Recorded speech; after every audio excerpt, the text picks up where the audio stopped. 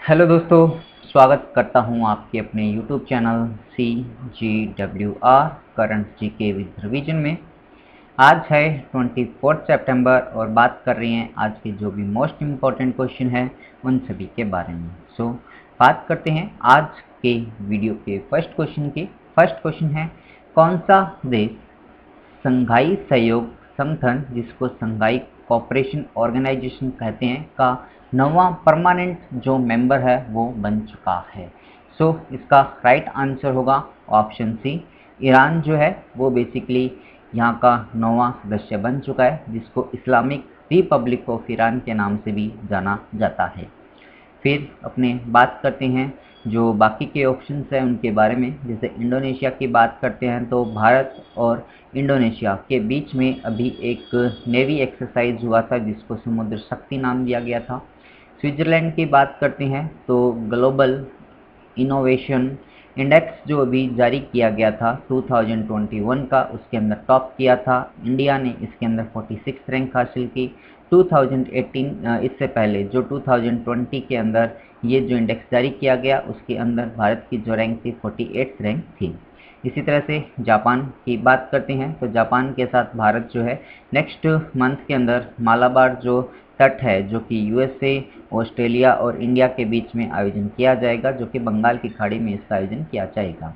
अब बात करते हैं अपने यहाँ पर एससीओ के बारे में, संघाई कॉरपोरेशन ऑर्गेनाइजेशन की, जिसकी स्थापना जो है वो 2001 के अंदर हुई थी। अभी प्रेजेंट टाइम में इसके जो मेंबर है टोटल 9 मेंबर है। परमानेंट मेंबर की बात करते हैं तो चाइना हुआ, रशिया हुआ, इसी तरह से Tajikistan, Uzbekistan, Kyrgyzstan, India and Pakistan, और इसके साथ साथ एट द लास्ट जो ईरान है वो भी अभी हाल ही में बना है। तो इस तरह से टोटल 9 कंट्रीज जो है इसके मेंबर हैं।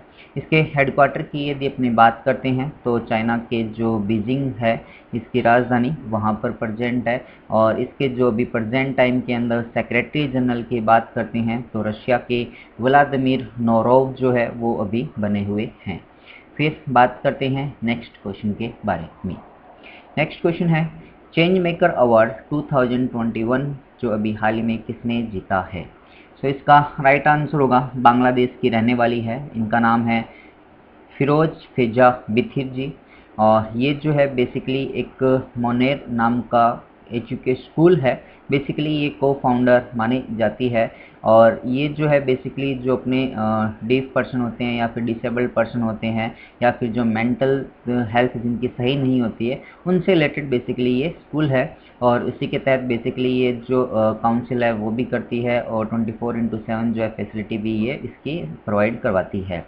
इसी वजह से इनको इस अवार्ड से जो है वो सम्मानित किया गया है। और फिर बात करते हैं जो बाकी के ऑप्शंस हैं, जैसे कि डी गुकेश की बात करते हैं तो ये भारत के 20th नंबर के चेस के ग्रैंड मास्टर थे और अभी इन्होंने हाल ही में नॉर्वे ओपन जो है 2021 चेस का वो जीता है।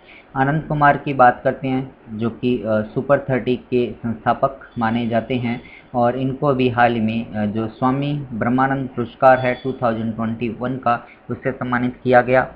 नमिता गोखले की बात करते हैं तो ये एक राइटर हैं और अभी इनको हाल ही में जो यामिनी हजारिका पुरस्कार है 7th एडिशन का सस्टेनेबल अवार्ड जो है उससे इनको सम्मानित किया गया है। और नमिता गोखले की बात करते हैं तो जयपुर फेस्टिवल जो होता है उसकी ये को फाउंडर भी मानी जाती है। फिर बात करते हैं नेक्स्ट क्वेश्चन के बारे में। नेक्स्ट क्वेश्चन है आपका, किस राज्य ने ऑनलाइन गेमिंग पर प्रतिबंध लगाने वाला एक विधेयक जो है बिल पारित अभी किया है? इसका राइट आंसर होगा कर्नाटका राज्य के द्वारा बेसिकली ये जो विधेयक है वो पारित किया गया है, जिसके तहत राज्य के अंदर कोई भी व्यक्ति जो ऑनलाइन गेम नहीं खेलेगा उसके ऊपर जो जुर्माना है वो लगाया जाएगा। इसी तरह से बात करते हैं बाकी के जो ऑप्शन है, जैसे उत्तर प्रदेश की बात करते हैं तो यहाँ पर इलेक्ट्रॉनिक पार्क जो है वो बनाया जाएगा, जो कि अपना यमुना पार्क है, इंडस्ट्रियल पार्क है, वहाँ पर बेसिकली इसको इस्टेब्लिश किया जाएगा ताकि नोएडा को बेसिकली और ये नोएडा के अंदर किया जा रहा है, जो कि नोएडा को इलेक्ट्रॉनिक हब बनाने के लिए बेसिकली योगी आदित्यनाथ की ये एक स्कीम है। इसी तरह से गोवा राज्य की बात करते हैं तो अभी हाल ही में यहाँ के जो मुख्यमंत्री प्रमोद सिंह सावंत जी है, उनके द्वारा ये घोषणा की गई है कि सरकार आपके द्वार नाम की एक स्कीम स्टार्ट की गई, जिसके तहत जो भी प्रॉब्लम्स वहाँ के रहने वाले लोगों की है उसका समाधान किया जाएगा। असम राज्य की बात करते हैं तो यहाँ पर अभी एक चाय पार्क जो है उसको बनाया गया है। फिर अपनों ने यहाँ पर बात की है कर्नाटका राज्य की। सो ये वाला जो पोर्शन आपको दिखाया गया है ये कर्नाटका राज्य का शो किया गया है, और कर्नाटका के साथ अन्य राज्यों की सीमा जैसे कि गोवा हुआ और महाराष्ट्र हुआ, तेलंगाना हुआ, आंध्र प्रदेश हुआ, तमिलनाडु हुआ और केरला हुआ। सो टोटल जो है 6 स्टेट्स की बाउंड्रीज के साथ टच होती है। यहाँ की राजधानी बेंगलुरु है। यहाँ के मुख्यमंत्री बसवराज बोम्मई है जो भी बने हैं, और गवर्नर जो है थावरचंद गहलोत जी है। राज्य का निर्माण 1956 में हुआ। यहाँ का जो राजकीय पुष्प माना जाता है वो कमल है। नेशनल पार्क की बात करते हैं तो बांदीपुर नेशनल पार्क हुआ, Bannerghatta national park, Kudremukh national park, Nagarhole national park और अंसी नेशनल पार्क यहाँ पर प्रेजेंट है। नदियों की बात करते हैं तो कृष्णा, कावेरी, नेत्रावती, कलिंदा, मंजरा, पालार, शेरावती, भीमा और तुंगभद्रा नदी ये यहाँ पर प्रेजेंट है। शेरावती नदी जो है और कृष्णा और कावेरी नदी, इनके बारे में एग्जाम में कई बार पूछा गया है। नृत्य की बात करते हैं डांसेस की तो यक्षगान नृत्य कई बार एग्जाम के अंदर पूछा गया है और ये रिपीटेड क्वेश्चन रहता है। सुगी कुनिथा हुआ, करगवा, ये भी यहाँ के डांसेस हैं। इसी तरह से विधानसभा की 224, विधान परिषद की 75, लोकसभा की 28, राज्यसभा की 12 सीट्स यहाँ पर प्रेजेंट है। अब बात करते हैं कर्नाटका राज्य के बारे में, जिसकी वजह से ये अभी जो है हाल ही में चर्चा में बना हुआ था। इसकी करंट न्यूज़ की यदि अपनी बात करते हैं तो अभी हाल ही में यहाँ के जो मुख्यमंत्री उनके द्वारा घोषणा की गई थी कि जो भी गवर्नमेंट स्कीम्स होगी, सर्विसेज होगी, उन सभी के अंदर जो यहाँ के ट्रांसजेंडर पर्सन्स हैं उनको 1% का जो रिजर्वेशन है वो बेसिकली प्रोवाइड करवाया जाएगा, और ये भारत का पहला जो राज्य है वो ऐसा करने वाला बना है। इसी तरह से artificial intelligence and robotic park, technology park यहाँ पर बनाया गया है। और इसी तरह से बात करते हैं तो इंडिया इनोवेशन इंडेक्स 2019 अभी नीति आयोग के द्वारा जारी किया गया था, जिसके अंदर कर्नाटका ने टॉप किया था। और भारत का पहला जो एयर इंटीग्रेटेड एम्बुलेंस सर्विस है वो भी यहीं पर बनाया गया है। इसी तरह से जैसे विप्रो हुआ, हॉल हुआ, इसरो हुआ, इन सभी के जो हेडक्वार्टर है वो भी यहीं पर प्रेजेंट है।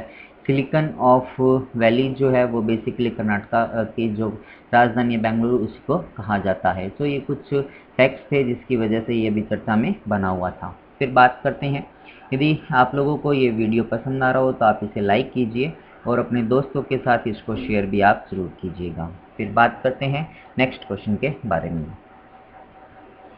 राष्ट्रीय फ्लोरेंस नाइटिंगेल पुरस्कार 2020 अभी हाल ही में किसने जीता है? तो इसका राइट आंसर होगा एस.वी. सरस्वती जी ने बेसिकली ये जो अवार्ड है वो जीता है, और ये जो है एक नर्स के रूप में कार्य कर रही है भारतीय सेना के अंदर, और अभी प्रेजेंट टाइम में ये ब्रिगेडियर की पोस्ट पे बनी हुई थी। फिर बात करते हैं जो बाकी के ऑप्शंस है, जैसे सुमिता मित्रा की बात करते हैं तो यूरोपियन इनोवेशन अवार्ड से अभी कुछ समय पहले इनको सम्मानित किया गया था। और डबलिन साहित्य पुरस्कार से वेलेरिया लुइसेल्वी जो है इनको सम्मानित किया गया है, इन्होंने जीता है, जो कि मैक्सिको कंट्री की रहने वाली है। और श्यामला गणेश की बात करते हैं तो सन जो राइजिंग सन अवार्ड है जापान का, वो श्यामला गणेश को भी प्रोवाइड करवाया गया था। फिर बात करते हैं नेक्स्ट क्वेश्चन के बारे में। किस देश के प्रधानमंत्री को भी सस्टेनेबल डेवलपमेंट गोल प्रोग्रेसिव पुरस्कार जो है वो मिला है? सो इसका राइट आंसर होगा बांग्लादेश कंट्री की जो प्राइम मिनिस्टर है शेख हसीना जी, उनको बेसिकली इस अवार्ड से सम्मानित किया गया है। और ये जो पुरस्कार है इनको यूनाइटेड नेशन की जो 76th असेंबली अभी चल रही है, जो सम्मेलन है जो चल रहा है, उसके अंदर इनको प्रोवाइड करवाया गया है। और अभी यदि बात करते हैं तो भारत के प्रधानमंत्री नरेंद्र मोदी जी भी 76th सम्मेलन के अंदर यूनाइटेड नेशन के शामिल होने के लिए रवानगी कर चुके हैं। और आज 23 जो सितंबर थी कल, वहाँ पर ये अमेरिका यूएसए पहुँच चुके थे। अब जो है 25 सितंबर को यहाँ पर संबोधन जो है वो करेंगे। इसी के साथ साथ यदि अपने बात करते हैं तो 76th जो यूनाइटेड असेंबली है, यूनाइटेड नेशन असेंबली, इसके जो अध्यक्ष है वो अब्दुल्ला शाहिद जी बने हुए हैं, जो कि मालदीव कंट्री के रहने वाले हैं। और ये वाला जो क्वेश्चन आपको आगे आने वाले एग्जाम्स के अंदर देखने को जरूर मिल सकता है। फिर बात करते हैं अपने जो बाकी के ऑप्शंस हैं उनके बारे में। जैसे कि कनाडा की बात करते हैं तो यहाँ पर अभी प्रधानमंत्री के चुनाव हुए थे, जिसको जस्टिन ट्रूडो के द्वारा 3rd टाइम जीत लिया गया है। यूएसए की बात करते हैं तो अभी प्रधानमंत्री नरेंद्र मोदी और जो बिडेन जी है, जो इनके बीच में एक वार्तालाप है वो होगा। इसी की तरह से क्वाड की भी यहाँ पर शामिल होने की बात कही गई है, जो कि चारों कंट्री जैसे कि जापान हुआ, यूएसए हुआ, इंडिया हुआ और ऑस्ट्रेलिया, इन सभी के जो मेंबर है उनकी भी मीटिंग होने की संभावना बताई जा रही है। चाइना की बात करते हैं तो 2022 के जो विंटर ओलंपिक गेम्स है उनका अभी मोटो जो है वो बेसिकली लॉन्च अभी कर दिया गया है, जो है basically together we share the future नाम से भी इसको लॉन्च चाइना के द्वारा किया गया है। फिर बात करते हैं नेक्स्ट क्वेश्चन के बारे में। 23 सितंबर को पूरे दुनिया के अंदर जो है कौन सा दिवस अभी हाल ही में मनाया गया है? तो इसका राइट आंसर होगा अंतर्राष्ट्रीय सांकेतिक भाषा, जिसको साइन लैंग्वेज अपने कहते हैं, वो बेसिकली दिन जो है कल मनाया गया था। और इसी तरह से बात करते हैं विश्व राइनो दिवस, जो कि 22 सितंबर को मनाया गया था। और 21 सितंबर की बात करते हैं तो विश्व अल्जाइमर दिवस और वर्ल्ड पीस डे मनाया गया था। और विश्व बांस दिवस जो है वो बेसिकली 18 सितंबर को पूरे वर्ल्ड के अंदर जो वो मनाया गया था। फिर बात करते हैं नेक्स्ट क्वेश्चन के बारे में। IBSF 6 रेड स्नूकर विश्व कप 2021 अभी हाल ही में किसके द्वारा जीता गया है? तो इसका राइट आंसर होगा हमारे देश के जो स्नूकर है, snooker champion Pankaj Advani, snooker player जो है, इनके द्वारा बेसिकली ये जो विश्व कप है वो जीता गया है। और उन्होंने पाकिस्तान के जो बाबर मशी है इनको बेसिकली इसके अंदर हराया था। और इसी तरह से बात करते हैं, कुछ समय पहले उन्होंने चर्चा की थी कि पंकज अडवाणी के द्वारा जो एशियन स्नूकर चैंपियनशिप है वो भी अभी जीती गई थी। और उसके अंदर उन्होंने जो ईरान कंट्री है उसके अमीर सरखोज को इसके अंदर हराया था। फिर बात करते हैं सुमित अंतिल के बारे में। ये जो है बेसिकली एक पैरा ओलंपिक्स गेम के अंदर पार्टिसिपेट करने वाले प्लेयर है और हरियाणा के रहने वाले हैं। और ये जेवलिन थ्रो के प्लेयर हैं और अभी इन्होंने हाल के अंदर यहाँ पर गोल्ड मेडल जो है वो जीता था। फिर आप लोग यहाँ से मुझे क्वेश्चन का आंसर ज़रूर बताइएगा कि पैरा ओलंपिक गेम्स के अंदर जो इंडिया ने टोटल कितने मेडल जीते, जिसके अंदर गोल्ड कितने थे, ब्रॉन्ज कितने हैं और सिल्वर कितने हैं, इन सभी के बारे में आप लोग मुझे कमेंट्स के अंदर ज़रूर बताइएगा। जो भी पर्सन मुझे इसका आंसर कमेंट्स में बताएगा उसका नाम विद फ़ोटो नेक्स्ट वीडियो के अंदर पब्लिश किया जाएगा। फिर अपने बात करते हैं नेक्स्ट क्वेश्चन के बारे में। किस मंत्रालय ने यूजीसी के सहयोग से समावेशी शासन सुनिश्चित करना प्रत्येक व्यक्ति को महत्वपूर्ण विषय पर एक वेबिनार जो है आयोजन किया गया? तो ये किस मंत्रालय के द्वारा बेसिकली किया गया? तो इसका राइट आंसर होगा मिनिस्ट्री ऑफ एजुकेशन के द्वारा बेसिकली इसको लॉन्च किया गया, जिसका जो उद्घाटन है हमारे देश के जो शिक्षा मंत्री हैं धर्मेंद्र प्रधान जी, उनके द्वारा किया गया था। फिर बात करते हैं, ये था आज का वीडियो। अब अपने बात करते हैं लास्ट वीडियो के रिवीजन के बारे में, जो कि आपका 23 सितंबर का था। समुद्र शक्ति जो नेवी अभ्यास है वो भारत और इंडोनेशिया कंट्री के बीच में हुआ। भारत के जो नए वायुसेना अध्यक्ष है विवेक चौधरी जी बनेंगे, जो कि 30 सितंबर को अभी प्रेजेंट टाइम में राकेश भदौरिया जी जो बने हुए हैं वो रिटायर होंगे। उसके बाद 1 अक्टूबर से ये अपना कार्यभार ग्रहण करेंगे। इसी तरह से नॉर्वे शतरंज ओपन 2021 डी गुडेस के द्वारा जीता गया। जस्टिन ट्रूडो अभी जो है 3rd टाइम यहाँ के प्रधानमंत्री बनेंगे और 2015 से यहाँ पर कंटिन्यूस प्रधानमंत्री बने हुए हैं। फिर बात करते हैं कामरूप, असम राज्य के कामरूप जिले के अंदर चाय गांव में एक चाय पार्क इस्टेब्लिश किया गया है। 22 सितंबर को पूरी दुनिया के अंदर विश्व राइनो दिवस मनाया गया।